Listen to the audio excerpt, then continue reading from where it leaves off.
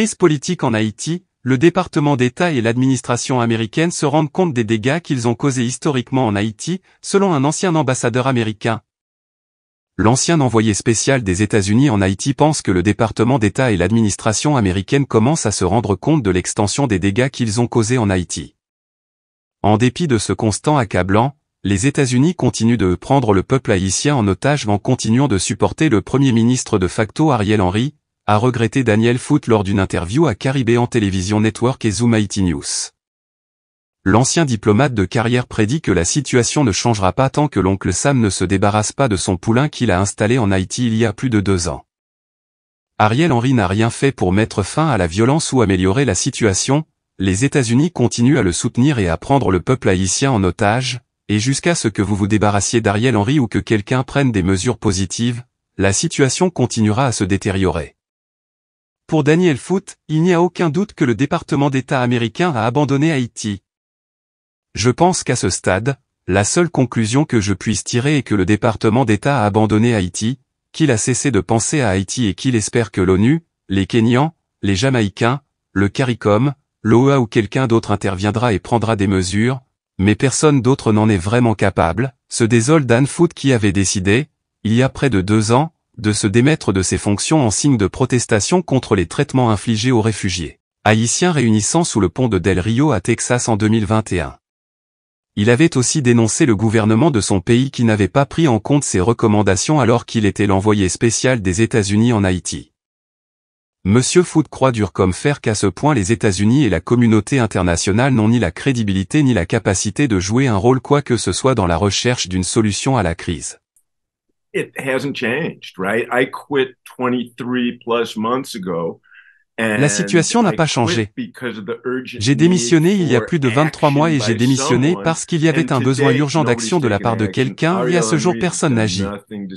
Ariel Henry n'a rien fait pour mettre fin à la violence ou améliorer la situation, les États-Unis continuent à le soutenir et à prendre le peuple haïtien en otage, et jusqu'à ce que vous vous débarrassiez d'Ariel Henry ou que quelqu'un prenne des mesures positives, la situation continuera à se détériorer. Je pense qu'à ce stade, la seule conclusion que je puisse tirer est que le département d'État a abandonné Haïti, qu'il a cessé de penser à Haïti et qu'il espère que l'ONU, les Kenyans, les Jamaïcains, le CARICOM, l'OEA ou quelqu'un d'autre interviendra et prendra des mesures, mais personne d'autre n'en est vraiment capable.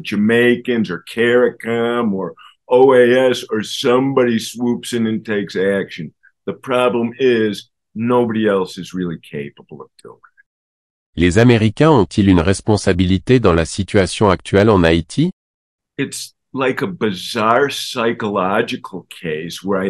C'est comme un cas psychologique bizarre où je pense que le département d'État et l'administration américaine se rendent compte des dégâts que nous avons causés historiquement avec nos décisions en Haïti et pour une fois, nous nous disons que nous ne voulons plus tout gâcher, bien que nous l'ayons déjà fait en envoyant Ariel Henry dans cette série de crises. Et comme Ariel est leur homme, ils devront admettre qu'ils ont tort.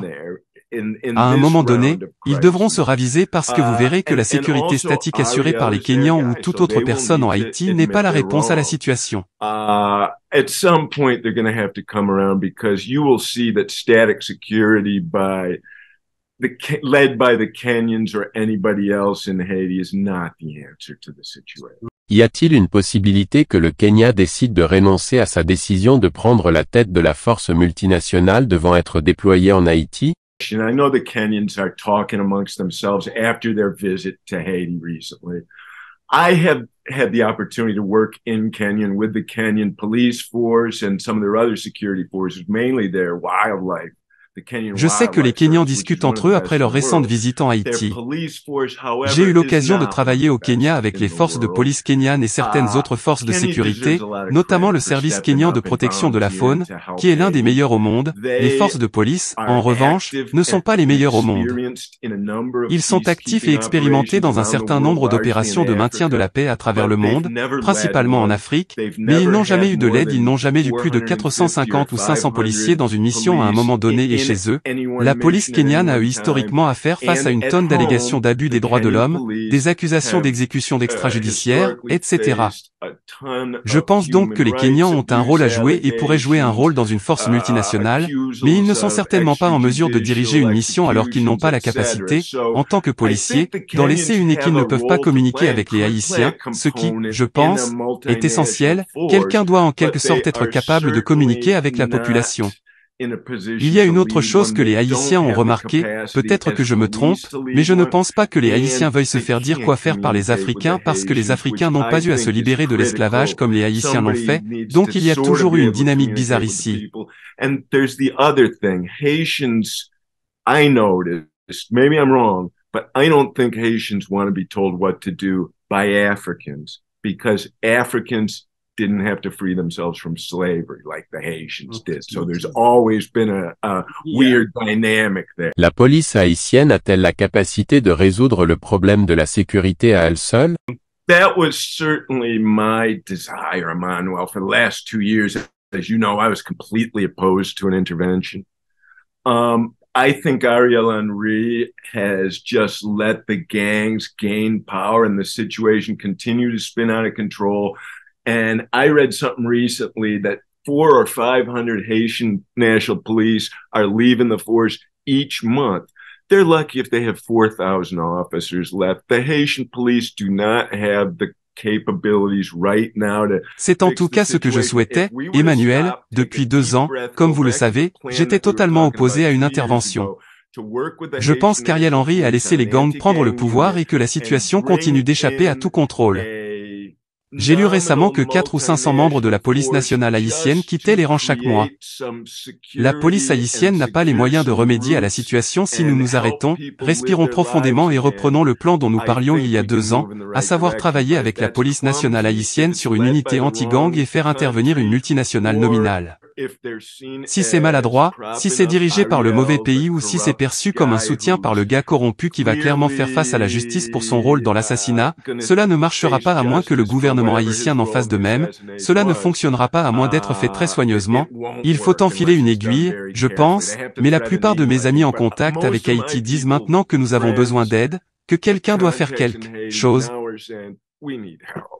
Somebody needs to do something. Pourquoi pensez-vous que les États-Unis continuent de soutenir Ariel Henry alors qu'ils ne montrent ni la volonté ni la capacité de résoudre les problèmes auxquels la population est confrontée?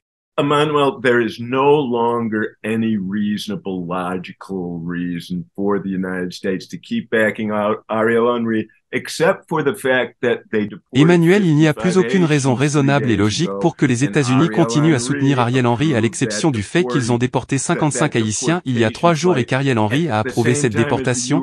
Ce vol de déportation au moment même où les États-Unis exhortaient tous les Américains à quitter Haïti, donc c'est la seule chose qu'Ariel Henry a fait cependant, c'est de l'hypocrisie totale.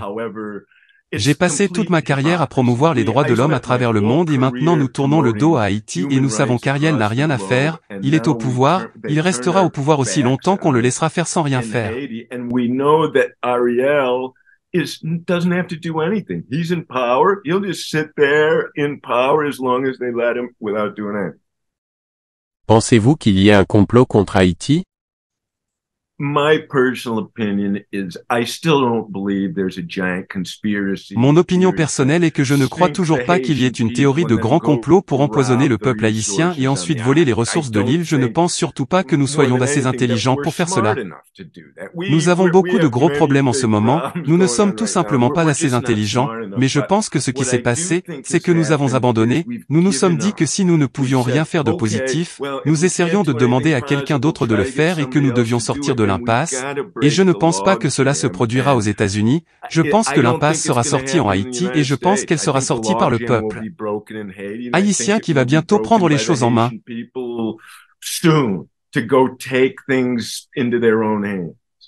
Pensez-vous que dans l'état actuel des choses, les États-Unis pourraient fermer complètement leur ambassade en Haïti? I hope not. That's something that to me is unimaginable, knowing and understanding how to secure the embassy, but it just goes to show you how far our policy has fallen and our understanding on Haiti has fallen. J'espère que non. C'est quelque chose d'inimaginable pour moi de savoir et de comprendre comment sécuriser l'ambassade. Comment, mais cela vous montre à quel point notre politique est tombée dans notre compréhension d'Haïti. Rappelez-vous que les gens de l'ambassade n'ont pas quitté l'ambassade depuis près de 5 ans, c'est à ce moment-là que l'ambassadeur Sisson a dit que tout le monde était enfermé ici et que nous n'étions pas sortis pour parler aux Haïtiens, ce qui explique pourquoi nous ne savons pas ce qui se passe. C'est temps Haïti a été évacué plus que toute autre ambassade dans le monde, à l'exception de celle de Monrovia, en Afrique, au Libéria, mais cette fois ils l'ont fermée, donc rien ne s'est vraiment passé. Je pense qu'ils vont garder les marines là-bas, les affaires de charge et quelques personnes, ils ont des résidences dans l'enceinte et nous allons maintenir une présence là-bas. Nous fermons rarement les ambassades, par exemple nous avons fermé notre ambassade à Kaboul et elle est fermée à nouveau maintenant, notre ambassade en Corée du Nord est fermée, notre ambassade en Iran est fermée, et notre ambassade en Syrie est fermée. Ce sont les seules ambassades que nous avons fermées dans le monde.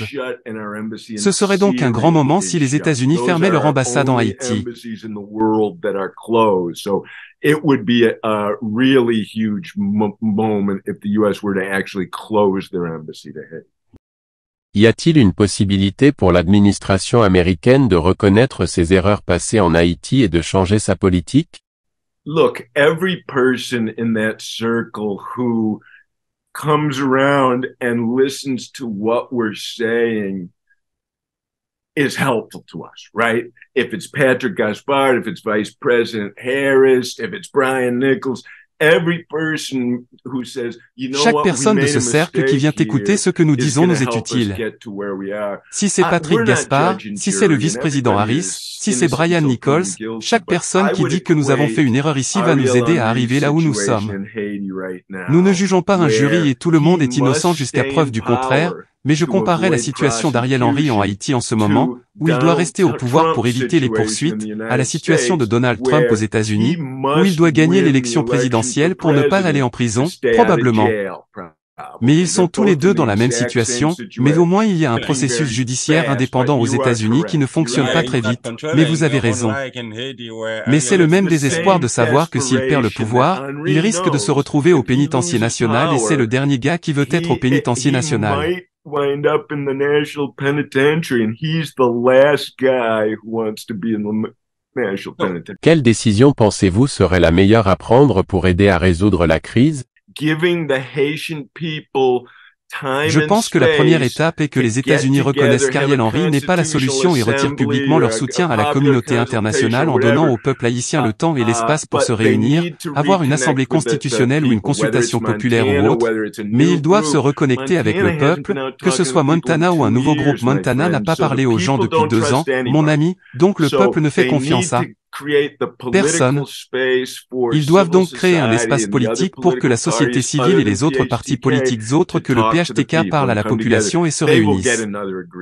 Ils obtiendront un autre accord, j'en suis certain, dans 1 mois ou 2, mais ils obtiendront un autre accord.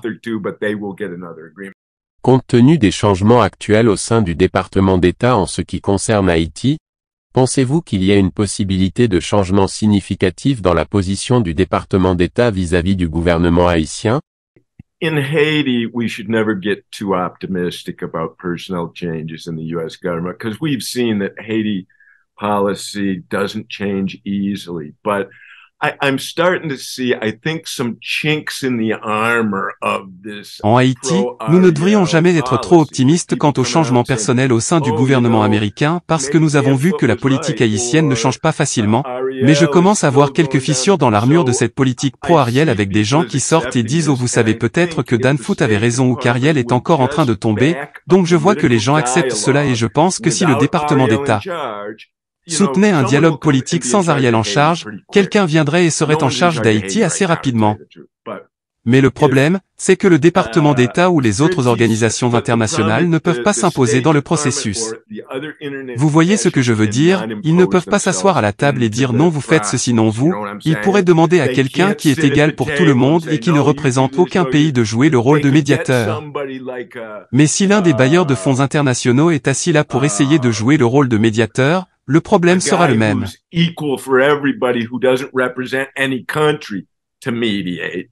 But if any of the international donors are sitting there trying to mediate, it's going to be the same problem. CARICOM est impliqué dans les négociations. Avez-vous de l'espoir à cet égard? At least people are talking. There's no solution is going to come out of this, but people are talking. Au moins les gens parlent. Il n'y aura pas de solution, mais les gens parlent et plus ils parlent, plus les gens ont passé 2 ans à s'inquiéter pour Haïti, plus ils ouvrent les yeux et disent « Oh mon Dieu, nous n'avons rien fait, nous devrions faire quelque chose maintenant ». C'est tout à fait positif, c'est tout à fait bon, mais nous devons sortir la communauté internationale de cette mentalité de bas carrière à tout prix, parce que c'est ce qui empêche nos amis haïtiens de trouver un accord et d'aller de l'avant avec un gouvernement provisoire et avec la communauté internationale qui soutient maintenant un partenaire digne de confiance.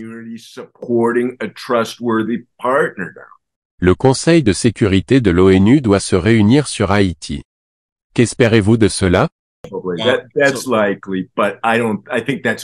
C'est probable, mais je ne pense pas que c'est tout ce qui va se passer Chine-Russie à moins qu'ils veuillent juste voir les États-Unis échouer, ce qui est possible, mais je pense que la Chine et la Russie vont dire d'abord oubliez ça, vous n'avez rien fait, nous n'allons pas soutenir ça et je pense que nous allons juste perdre un mois de plus et le peuple haïtien va souffrir pendant un mois de plus. C'était une situation exceptionnellement urgente il y a 23 mois, c'est beaucoup plus urgent maintenant. Et toujours personne ne le fait, je n'ai jamais vu quelque chose comme ça. Seriez-vous prêt à participer à des efforts pour faciliter les discussions si vous étiez sollicité? Sure, I would absolutely help there. I would absolutely. Look, I played a role. Je peux jouer un petit rôle, disons, mais un rôle qui pourrait consister à donner des coups de pied aux fesses et à étreindre les gens lors des dernières négociations en vue d'un accord, en particulier entre août et janvier, lorsque nous avons obtenu l'adhésion d'un plus grand nombre de personnes. Je jouerai donc un rôle, mais je ne travaillerai pas pour le gouvernement américain, le gouvernement canadien, l'ONU ou le CARICOM. Je dois travailler avec les Haïtiens, Dan avec les Haïtiens, pas en tant que membre du gouvernement, et si nous parvenons à convaincre les donateurs de respecter l'accord que nous proposerons à nouveau, je suis certain que nous obtiendrons le feu vert.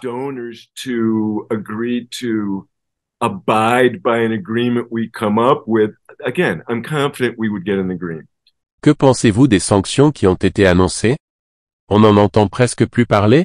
Don't know, and it's really clumsy because it is meddling in Haitian politics from the sidelines, whether they see it that way or not.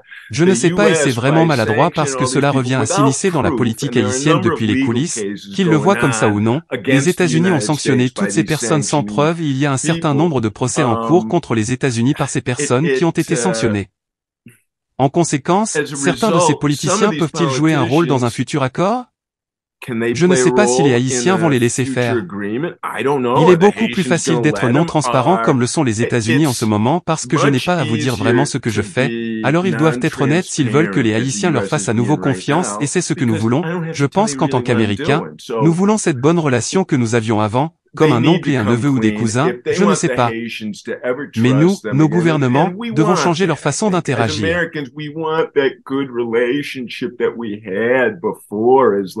Uncle and nephew or whatever, cousins, I don't know.